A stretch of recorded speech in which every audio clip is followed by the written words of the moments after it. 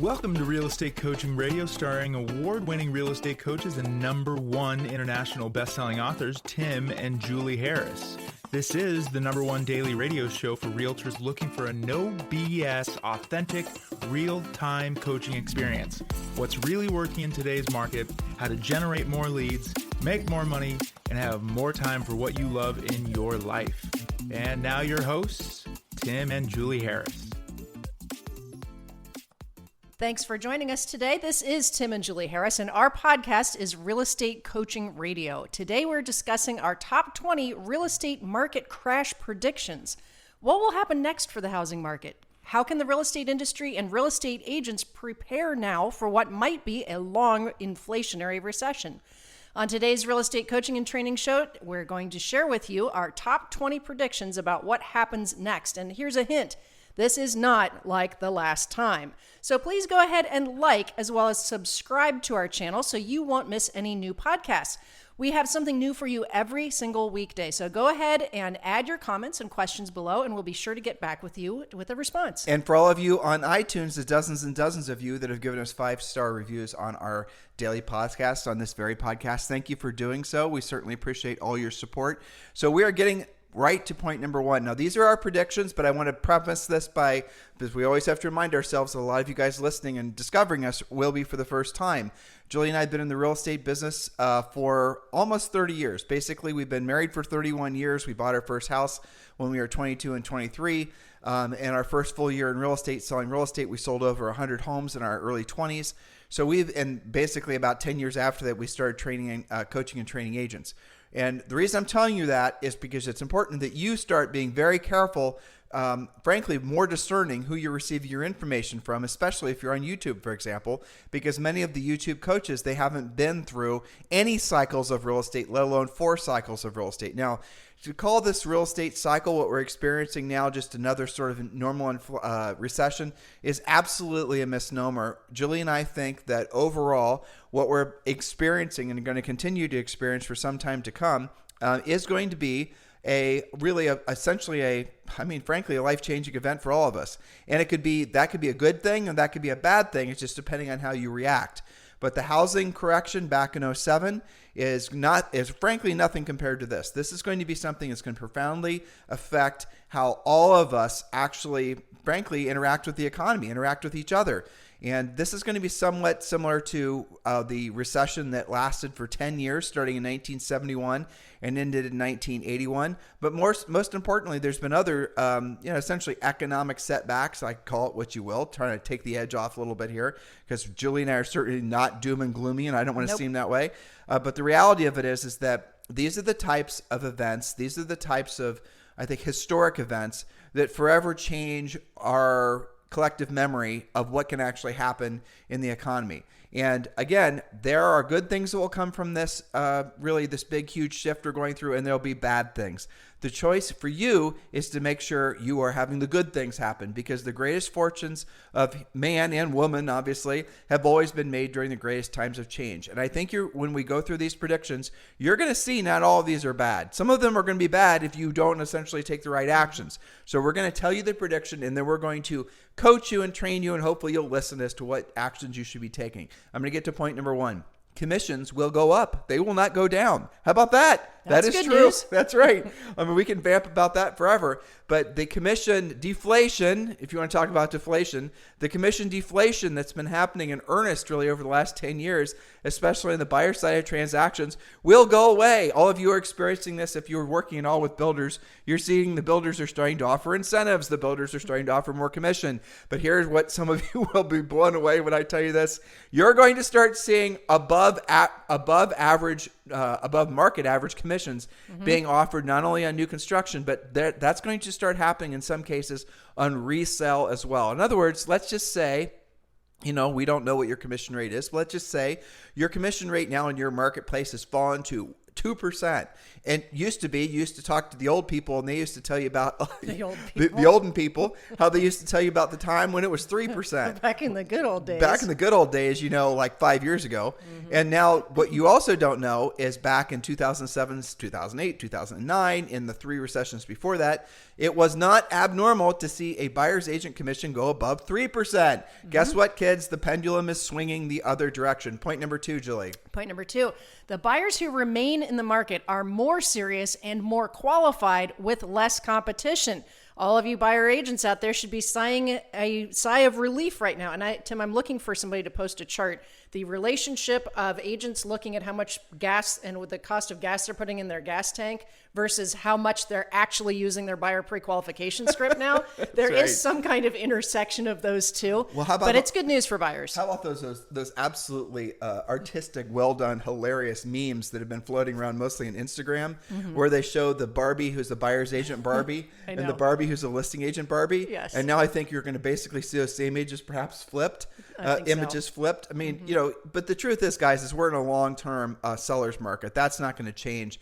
And this inflationary recession is actually going to cause fewer people to want to put their houses for sale for speculative reasons. That is not to say there will not be billions and billions and billions of homes that go for sale, but they're not going to necessarily be the same types of sellers, which leads us perfectly to point number 3, Julie Harris. Yes, this is good news, I think. House flippers will go away. Their margins won't be great enough for them to continue flipping. This is good news on the buyer side because you're going to have less competition from those investor flippers. Let's talk about that a little bit. Now, they won't go away necessarily, but they will go away in the short run.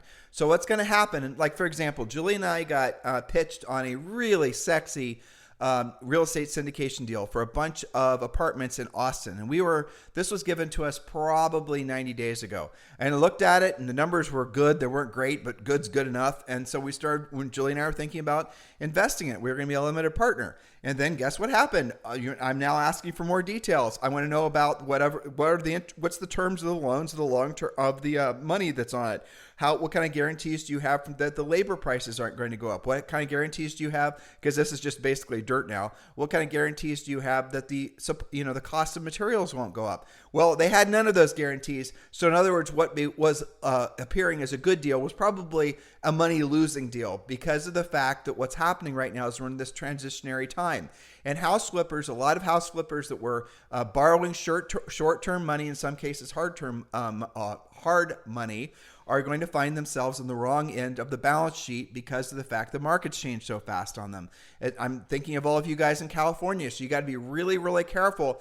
The time to hold out for the best price is not now. If you're in a flip, get rid of the flip, especially if you have high interest money that's basically leveraging you into that flip. Get out of the flip. Now, there's going to be good places to be flipping for sure. There always are, no matter what direction the market's going. But the speculative things where you're starting to, flip things that maybe 5 years ago didn't make sense. Well, guess what? They probably don't make as much sense now. So be super careful that you do not get caught on the, essentially too far ahead of your skis with regards to some of your speculative behavior. Point number 4. Point number 4, and this is one to definitely watch out for. Low margin brokerages, which is virtually all brokerages, and teams will either right size or go out of business. Some of you are already feeling that. We've had some coaching calls with buyer agents on teams that are like outraged that their team leader is holding them accountable all of a sudden to what's happening with all those leads. Well, that's because they're probably considering how and who they're going to right size, read between the lines, downsize somebody who's maybe not providing those efficiencies and not converting leads. You've got to really watch this. And again, most brokerages, even in the best of times, are operating at 3 or 4% profit. Well, I mean, it's normal to see them operating less than 2%, but this goes also to essentially the labor pool is going to change dramatically. Mm-hmm. So in a market where, for example, I'm thinking of All In. Julian and I listened to the All In podcast, and they were talking about the fact that a lot of these tech startup companies are going to completely implode and run out of money. They're not able to raise more money. They're not able to stay in business. But there are a lot of this is in the tech world, but it definitely corresponds to the real estate world too, because obviously a lot of tech has entered into the real estate realms. You're going to most likely see a lot of very talented, internet type web coders, those types of folks are going to migrate towards the real estate space because they don't have their jobs at these other companies they used to have their jobs at. These startup types have run out of money. And so you're going to see the same thing that's going, well, look at this, for example, Redfin just laid off a bunch of people. How many other big brokers are going to start laying off other people? So if you're a broker right now, here's how I would be translating this. I would be thinking, well, Compass agents, for example, I would be thinking, well, this might be a really great time for me to start recruiting. So it seems counterintuitive, right? There's storm clouds on the horizon. Maybe I need to be pulling it in. What you need to be eliminating are the speculative expenses. In other words, things where there's not a direct, absolutely unquestionable correlation between effort and results or between money invested and the returns on investment. And furthermore, I would go out, let's say, for example, you are willing to spend, when you spend $1, you are happy with getting a 3x return. In a market like this, you need to spend, if you're going to spend the $1, you need to look for something that's going to give you a 5 or a 10x return. And the reason is because inflation is going to continue to increase, which if maybe, for example, how do I explain this? Like I'll take you guys back to that syndication deal. So that syndication deal that was offered to Julie and I was at 9%. And it wasn't, there was very low risk, at least how it was originally proposed. And now obviously there's a lot more risk. Well, why would I invest any money at all, $1, in something that's going to give us a 9% return of investment if, for example, the inflation rate is now basically 9%? That is absolutely stupid. So if we were to put $1 in, and then let's say we get the $1 back out in a year or 2 years, and inflation has essentially caused the price of everything to increase to the point where there is absolutely no return on the investment because of inflation. That enters into everyone's calculus when they're determining what they should be investing in, which, by the way, goes to the reason why a lot of these tech startup real estate companies and otherwise are going to go out of business, because the investors are saying, well, I can invest money in this new fancy, real estate tech startup company that's going to, whiz bang the real estate industry. Or I can actually start putting my money into things that's going to be less speculative and giving me a better return on investment. Now, here's a way to actually translate all this in a more practical way. For those of you, and this is the reason why there's going to be a lot of, it's going to be very difficult to get people out of their long-term low interest rate mortgages. If you have something that's anywhere less than 4% or 3.5% on a 30-year fixed rate mortgage, you're going to really think hard, even if you really need to move and really need to upsize or downsize. Unless you absolutely positively have to sell, you're not going to sell. So the speculative move ups and move downs, they're going to take themselves out of the market because they've locked into the lowest rate. Look, the bank has lent you money at 3.5%. The bank itself is going to lose money on that loan. Long term, that is one of the best investments you'll ever make. This is how you make money off debt, is being able to lock in long-term interest rates like this, which, by the way, we've been telling all of you in anticipation of this happening to lock in long-term, fixed rate mortgages. How long have we been telling you guys that? Years, which is different than what we told you 5 years ago because all the calculus started to change. That's what inflation does. Inflation changes all of the rules. And many of us, Julie and I were kids when the last really stout bout of inflation was entering into, our lives. Well, guess what? We remember a lot of hardships. We remember gas lines. They're back. We remember food prices going up. They're back. Lots of coupon cutting. Yeah, lots of coupon cutting. I remember being in the grocery store, checking out at the grocery store, and my mom not having enough money to buy the groceries because she'd gone a week before, and she, was able to buy the groceries for $50, but now the same amount of groceries were $60, and she didn't have $10, so she had to, the extra $10, so she had to put something back. That is what a lot of America is going to be experiencing for the first time, especially the younger folks. You've never experienced this before. But listen, here's the thing. You're going to do just fine because you're in the real estate industry, and the real estate agents get raises along with the inflated price of real estate. When the house goes up by 7 or 8%, so does your commission, especially in a market like this. Refer to point number 1. Julie, next point. Yes. Okay. And this point is a diamond in the rough. Assumable loans will be a huge selling point for sellers that have those locked in lower interest rates. Now, I did some research on this. FHA, VA, and USDA loans, all of them are assumable. It is a feature of that type of loan. Now, who is most going to be What's affected by assumable? that? So assumable means, let's say that I own a house. Let's take, maybe a rental house in Columbus, okay? A typical first-time buyer house, and I'm the owner of that house, and I locked in 3.5%, and I bought it FHA, okay? 30 year fixed. 3.5%. And let's say you bought it FHA, so you only had to put 5% down. Let's say you paid $15,000 or $300,000 for it, so you had to put $15,000 down. You owe $285,000 on it. And let's say that you want to somebody wants to buy the house. Yeah. And you have something that they don't have. You have an assumable mortgage. Right. So what they have to pay you is your down payment, your $15,000 back, plus whatever hypothetical additional appreciation on the house was. So let's say after a year the house was worth $330,000. They're going to have to pay you $45,000, and then they can assume your mortgage. That is a huge benefit to essentially all these government type loans. And there's every reason to believe that the government type loans in a market like this, I know this is counterintuitive, guys, but this is what happens. They're actually going to become easier to get because everything else is essentially putting on overrides on everything, and the government loans are actually starting to lessen the overrides. So more loan officers and more real estate agents and more, everybody is going to start using the government for loans.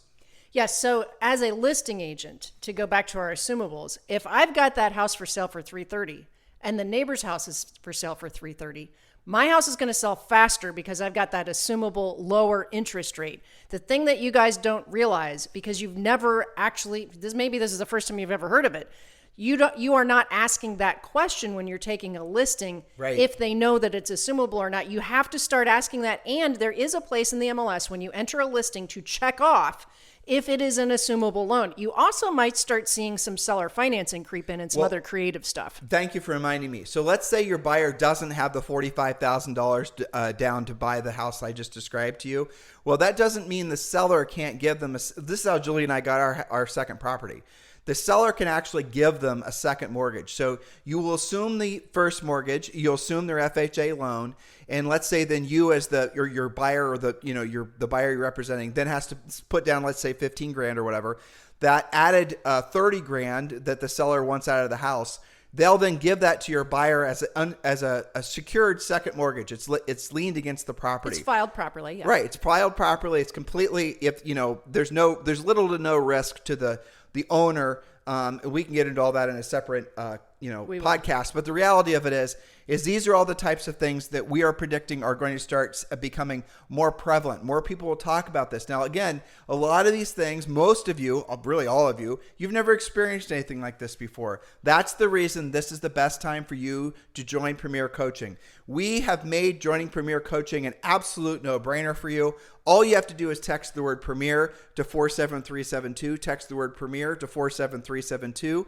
We will be there every step of the way when you're part of our real estate community, so we can show you how to be successful because of this market. There has not been, perhaps in any of your careers, maybe your professional lives, essentially a time where so many people have been at such high level need of caring, competent, skilled professionals.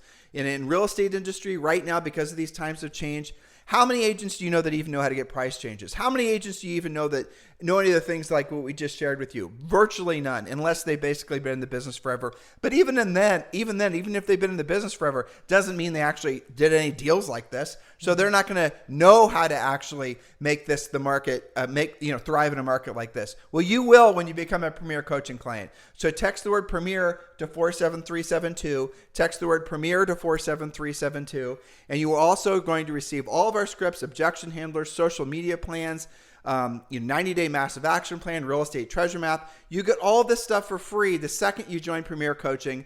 And guys, this is the way forward for all of you.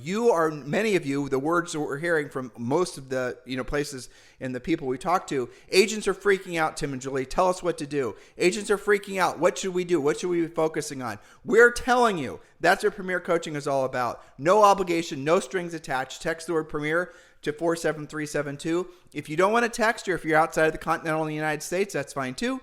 Just text, go to members.timandjulieharris.com, members.timandjulieharris.com, and it takes you right up to the sign up page. It also tells you everything that's included in Premier Coaching. Again, members.timandjulieharris.com, or just text the word Premier to 47372. Remember, message and data rates may apply. Julie, point number 7. My number 7, this is an interesting one. Rents will continue to go up, but will start to make more sense than mortgages in some markets due to mortgage interest rates going up. Now, for several years, quite a few years, people were saying, well, if my rent is already this much and I can get a really low interest rate mortgage, and the mortgage on the same house is going to actually give me a less payment, then it makes sense to buy instead of rent. Now, that tide is starting to turn a bit, and in some markets, depending on the pricing, bigger cities, it's not as much, but yes. Well, what's going to happen is, Julie just said it perfectly, is because we were losing tenants. We have dozens of rental properties in different states. We were losing tenants, and we were like wishing them best of luck. It made total sense for them to go buy a house. God bless you. That's what you should be doing right now. But what happens is when the mortgage rates go up, when the payments on the mortgage on the homes go up, when the qualification standards go up, guess what happens? Rents go up as well. And if you're a landlord with a low interest rate mortgage, your margins are going to increase. So owning rental properties, if you think a lot of rental properties will be coming for sale, unlikely. And, it was weird in some markets, guys. And one of our markets where we have quite a few is Columbus, Ohio. And we were seeing rents which were more expensive. This was normal. Rents were more expensive than an equivalent mortgage payment on basically the same house. But now, obviously, that's changing really, really quick. That's going to benefit essentially landlords, investors, but it's also going to mean fewer homes will come for sale. That's another very locked-in prediction that we're sharing with all of you guys. Make sure that you keep all these things in mind. There's not going to be a bunch of landlords who are going to put the bunch of properties for sale because all of a sudden the rents are going to decrease. They're going to increase. The macro trend, what's going to continue to happen, and you read past the headline of these different headlines that are trying to clickbait you, is there is no expectation that there's going to be any deflation, any loss of value in home values. There will be a slowing of the inflation or the appreciation of home values. And what they're often trying to do in these clickbaited headlines is conflate the two. Don't believe it. Julie and I did a great podcast based on all the views and the listens. Go and listen to it. The 15 reasons why there will not be a housing crash. Absolutely, positively listen to that. Get the notes.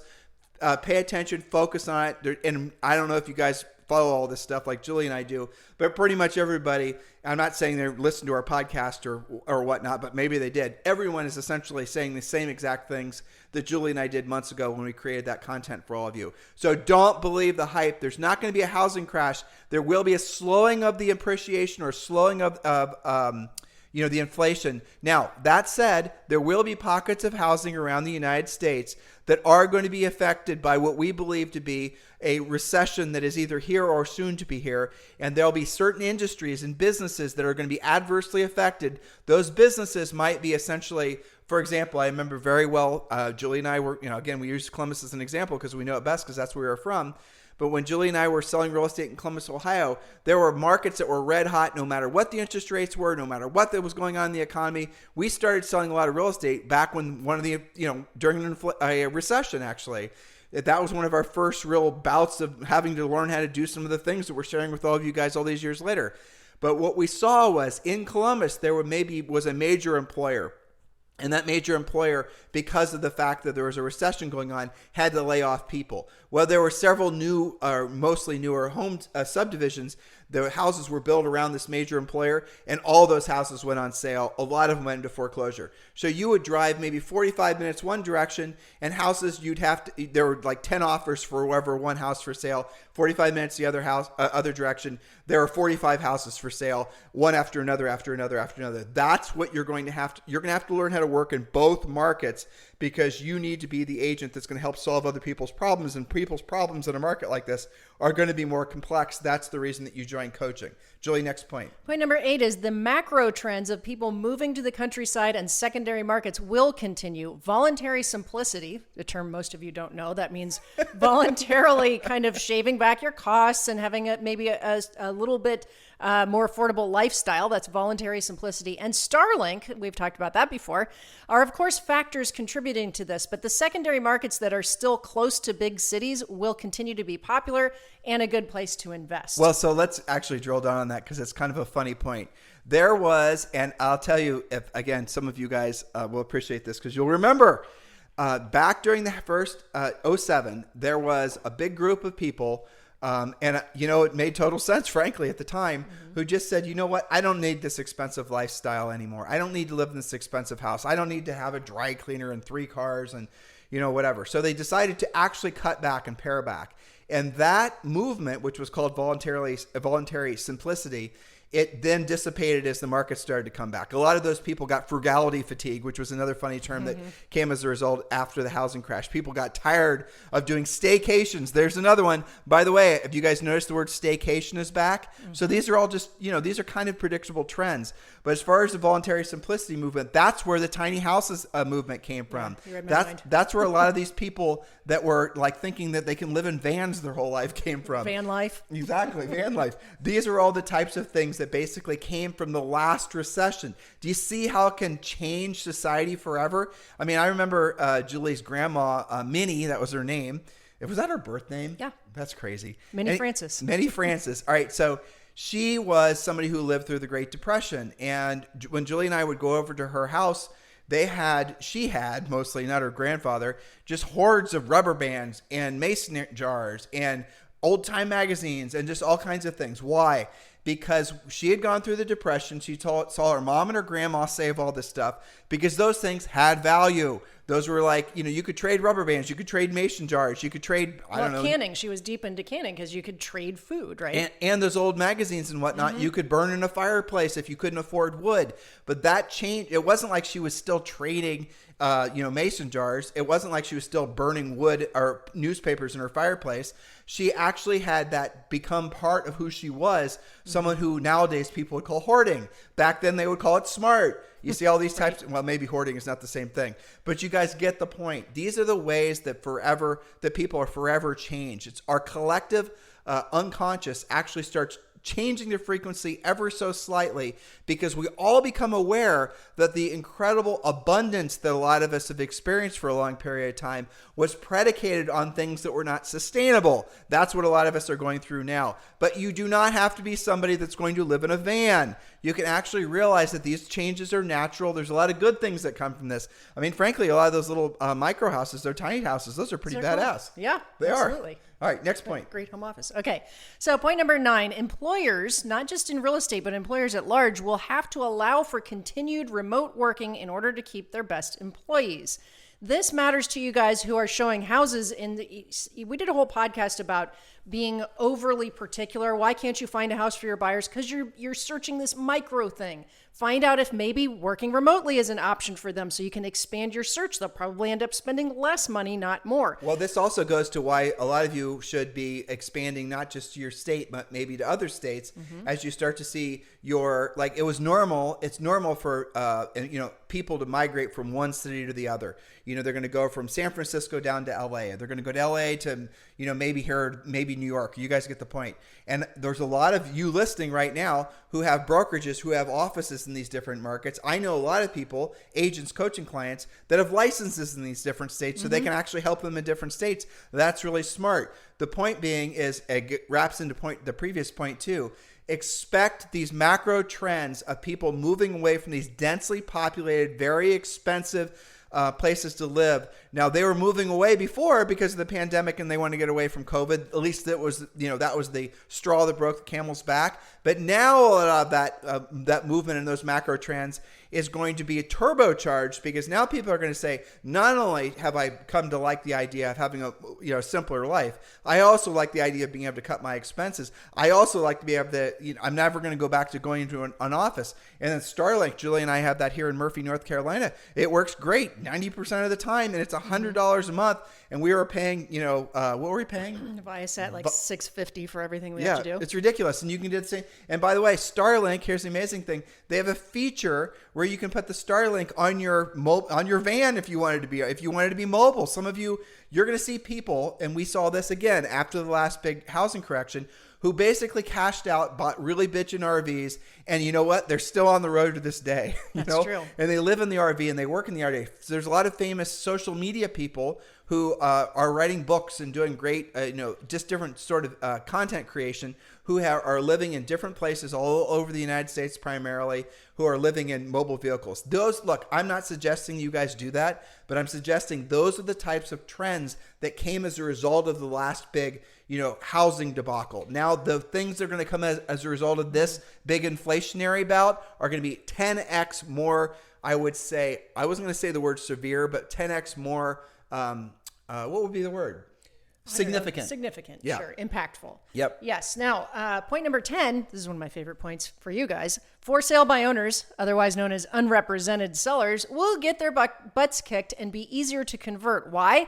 Because they will be overwhelmed more quickly by the complexity of the market. Things like different types of mortgages. How do you pre-qualify somebody? How do you get somebody to assume your loan? How do you do all of these things? And in some markets, you guys already are seeing a bit more inventory to compete with those for sale by owners. After a little bit of this adjustment, for sale by owners will stop expecting to get 20 offers in a weekend. They'll last 2 or 3 weekends, and then typically they give up. Well, that's normally what the cycle's always been. But what's going to happen is there's more inventory. The for sale by owners aren't going to have the buyers wanting to bypass buyer agents because essentially the buyer's agents don't have enough homes to show the prospective buyer. And that's a lot of the reasons why the for sale by owners in many of your markets have, had frankly, in many cases, an easy time of it. Mm-hmm. That's changing now. You're going to have to be more versatile. You're going to have to be more flexible. You're going to have to get over your abhorrence to communicating with a FSBO, an unrepresented owner. Because most cases, someone tries to sell their house themselves, not because they're realtor haters. Don't believe that, Mickey Mouse. Nope. It's because they simply don't know a real estate agent. Or it's because they maybe had a little bit of extra time before there was something on the horizon that was going to force them to move. They're going to try it out. They say that all the time. Well, Exactly. We're going to try 2 open houses. But you guys who don't call them, don't visit them, don't know that. And that's the same agents that make up those stories that, they must be agent haters. No, they're just going to try it out, and then they're going to list in 2 weeks, hopefully with you. So how are you feeling right now? Hopefully you're feeling educated. Hopefully you're feeling motivated. And hopefully you're ready to get into action, because here's the thing. The new market, your market, essentially the new leaders in real estate, they're yet to be crowned, and they're going to be crowned. The ones that are going to be essentially the new leaders are going to be the ones that take action now. Stop waiting for the world to return to the way it was. It's not going to. It's all done. It's gone. That's gone. It's forever gone. This new world's going to be all about inflation. This new world's going to be about things getting more expensive. This new world's going to be about people adapting to essentially the new realities. And you're going to see there's going to be new winners and frankly, unfortunately, people that choose to be losers. And the new winners are going to be the ones that say, yep, it is what it is. I'm going to adapt. I'm going to learn what this new market requires. And everyone else is going to basically wait around for the clouds to clear. And they're going to wait around for things to somehow go back to whatever is normal. And then what happens is when you act like that, it's a mental process. When you act like that, you're going to lose days, weeks, months, and years. And you're going to be looking back 10 or 15 years from now. And you're going to be saying to yourself, my greatest regret was I didn't move past my emotional and egotistical resistance to adapting and change. Guys, I get it. I feel it too. Julie does as well. Trust me when I tell you, we do not want to have to go through another recession. We are kind of done with it. I know over that. We don't want to have it. Look, we love talking about the easier stuff. As from our perspective, telling you guys how to do price reductions and dealing with the psychology of you and the sellers and all the rest of it. It is so much more work. It is just exhausting compared to basically the previous market where everything sold itself and there was FOMO everywhere, fear of missing out. That is all leaving the building, and now we're dealing with a new reality. But that's okay. We're adapting. We've changed essentially a lot of the stuff we're presenting to you guys on this podcast and obviously on our YouTube channel. Julie, why don't you roll us out here? Yes. All right. So again, please go ahead and like as well as subscribe to our channel so you won't miss any new podcasts. We do have something new for you every single weekday. So go ahead and add your comments and questions below, and we're going to be sure to get back with you with a timely response. Don't forget to subscribe because it doesn't come out at the same time every day. I have all my favorite podcasts set to subscribe so that I don't have to keep checking for them. Yeah, exactly. Me too. And if you're on iTunes, all you got to do is click the little plus symbol. And of course, you're over on YouTube. Just hit the subscribe button. It's super easy. Guys, listen, thank you for continuing to make this the number one listened to daily podcast for real estate professionals in at least the United States. Thank you for keeping our book, Harris Rules, one of the best-selling real estate books of all time. It is truly our pleasure. It is our honor to be your partners in this transitioning real estate market. Now it's up to you to get into action. Remember, the highest and truest purpose of all of us on planet Earth is being of service to other people. And never, frankly, in the 30 years we've been in this business, have we seen the makings of a market that is going to offer so much opportunity for the people that have that service mindset and then have the skill set to back it up. You guys have a fantastic day. We'll talk with you on the show tomorrow. This podcast is a part of the C-Suite Radio Network. For more top business podcasts, visit c-suiteradio.com.